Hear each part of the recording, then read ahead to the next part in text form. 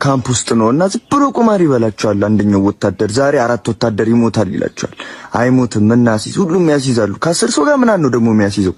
ይበላቸዋል። በቃ መረራቸው። አንድ ቀን በልቶት አይቁም። ሁሌ ነው ይበላቸው። ይማ በቃ አስተንቁሎናሉና ዋናው ጋር ኮማንደር ጋር መቶ አለቃ ጋር አምጡት ተባለ። ተጠራ። ሁለተኛ ቁማር ብትጮት ምናምን ብሎ በማስጠንቀቂያ ተገላገለ። ምናምን ወጣ። ድጋሚ አሁንም አያርፍ ይጮታል። ዛሬ እንዲህ ኧረ ምናምን ደግሞ አውቆ የሚያጠራጥር ነገር ነው እናሲዝ የሚላቸው። እነሱም ያሲዛሉ። ሞኝ ናቸው። ይበላል። እዛ በቃ መረራቸው። ድጋሚ ከሰሱት። አላቆመም። አሁንም አላቆመም። ጥሩት አለ ኮሎኔሉ።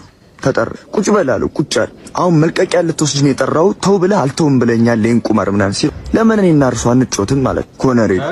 እንዴ በደፍረኝ ነው አንተ ደደብ ባለጌ ይሉታል። ምናምን ገራቂጦት ላይ ጠባሳ አለ እናሲዝ ይሄንንም አሰር በስንት በ10 ሺህ ሲያሳዩት ምንም ግራቂጣቸው ላይ ጠባሳ የለም። በሉት እንዳለ ወታደሩን ሰበሰቡና ምንድነው የምትሉት? ይሄ ነው ቁማር በላ የምትሉት? አዎ ሁሌ እንደበላን ነው ህዝቡ እንዳለ በማይክ እኔው ከቢሮ ወጥቼ ማላቅ ሰውዬ በለውት አይደል እንዴ? እንዴት በሉት?